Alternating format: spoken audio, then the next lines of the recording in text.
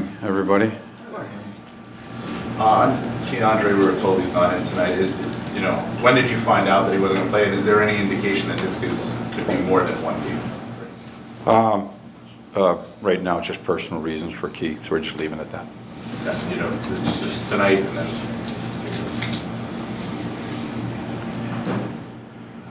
All righty then.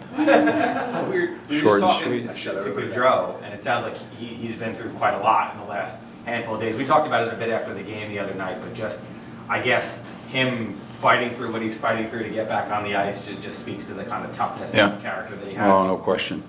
No question. And then to play the game that he did. I mean, he's off for a couple days, and not an easy assignment, a tougher role. Some pretty good players on that LA team, especially that that top line with Anzi. So it's really good job by them, and we're going to count on them the same way tonight.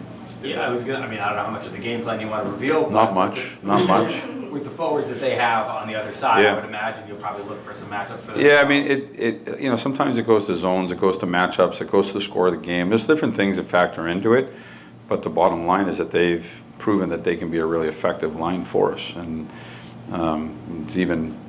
I like it even more when they can get control to play and bring it down to the offensive zone and chip in offensively. It makes them difficult to play against. When you have a line like that, you give them an assignment, does it kind of sharpen what they do when you kind of say you're going to go out against these guys? Yeah, I think so. I mean, not every game's the same. Sometimes you're on the road, sometimes you're at home, sometimes it's a score. There's different things that factor into it, but when you can slot a role or an assignment for a person or for a line, I think it's always helps keep their focus.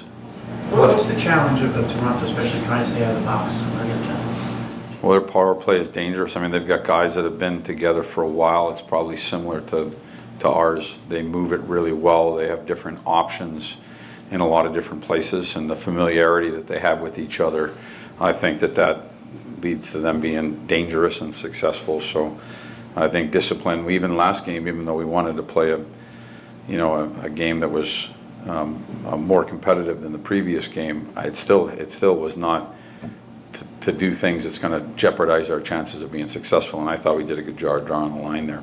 What factored into skating here today as opposed to Westchester? We'll be mixing it up through the course of the year.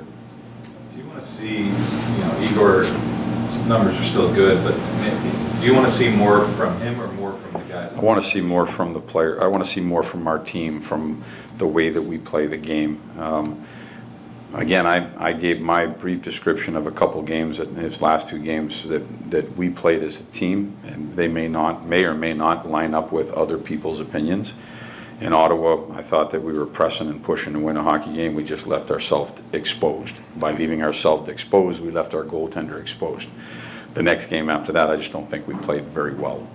And so we came back last game, we got back on track as a team. I'd like to see our team play a good hockey game. And with that, he's part of the team.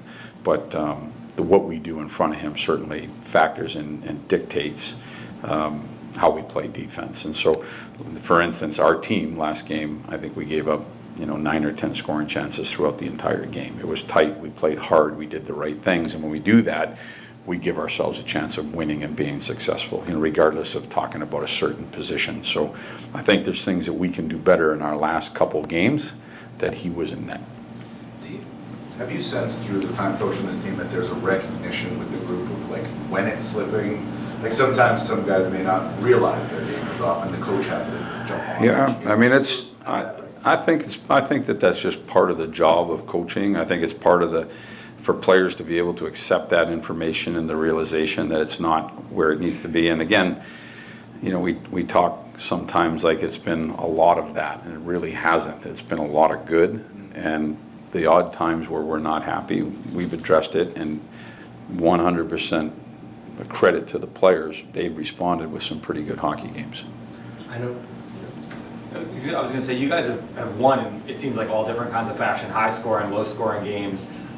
Are you comfortable playing whatever style is presented on that given night, or is your preference, especially against a team with the type of firepower Toronto has, to keep it more low event? I think that, I think LA is a high scoring team. And yet I found that game to be extremely tight in the first period. That's the hand that was dealt that game. And so it didn't lead for us to generate a lot, and it led to us to make sure that we were responsible defensively against what I consider to be a fairly high-octane team. Tonight will be no different, but I think all games play out different. You don't really know how they're. You hope you catch it and see it when it's playing out. That second period in Ottawa, I remember saying it that night. It was lightning fast. I mean, it was up and down the ice at 100 miles an hour. And I said that night, I don't like the 100 miles coming at us. I like the 100 miles going that way, but it was coming at us too quick the other way. And so that's the game that was dealt that night. We needed to handle it better or catch it differently, and we weren't able to do that. Trevor was talking about getting some of the snarl back into your game. What do you think the advantage is in that, just bringing that physicality back? Who said that? Truba. Yeah, well, listen, he brings it on a regular basis. I think he's been outstanding at setting that example and tone for our team. I think that, in general, to sum it up, hockey's a competitive game. There's one puck, and it can be between, one colored jersey and another colored jersey. And usually, oftentimes, a person who can snarl and get in there and show their snarl, they end up with the puck. And if you multiply that times 10,000 through the course of a hockey game, the person who wins more of those battles wins the game. And so I find that we're at our best when we're competing really hard on pucks. We've done it from the start of training camp, and for the most part, we've carried that through the year. And the games that we haven't liked, we've kind of lost that battle a little bit. When you didn't have Adam for those 10 games, your team did fairly well. But you adjust without Keandre, whatever specific things that he brings to the lineup, do you have to tailor your team to not have those things? No, we're going to play.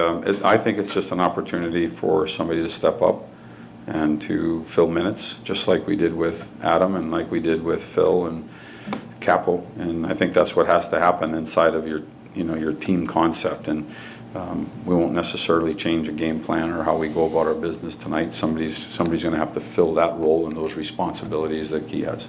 I know your focus is on your team, but you played in the 88 Olympics with Greg Brown, and he's done a great job at BC this year, and Gabe Perreault is leading the way for them. They're number one in the country. Yeah. Have you talked to him about Gabe Perreault at all, or do you communicate with him? No, I talked to my daughter. She goes to Boston College, and she tells me Gabe's doing just fine. She goes to all the games, and he said that she texted me and said he had a beauty the other night. So I've got my own personal scout at the game, and she's doing a great job with it. But Greg is a teammate of mine and a friend of mine. I have not communicated with him about Gabe. I see the stats and his contributions at Boston College so far, and their team and how they're doing, and that's nice to see that we've got a player that's off and running. I guess also just on top of that, with that team specifically, the 88 team, you played with Leach and Richter. Do they tell you anything about New York or any advice on coaching here? Memory lane, huh? Going down memory lane. No, I mean, I am no New York. I'm from the East Coast. I'm from the Northeast. I had my 12 whopping games here, and so I've had that time. I am friends with those players that you mentioned as well, and I know they're in the area. I wish there was more time where I could actually catch up with them a little bit and say hi.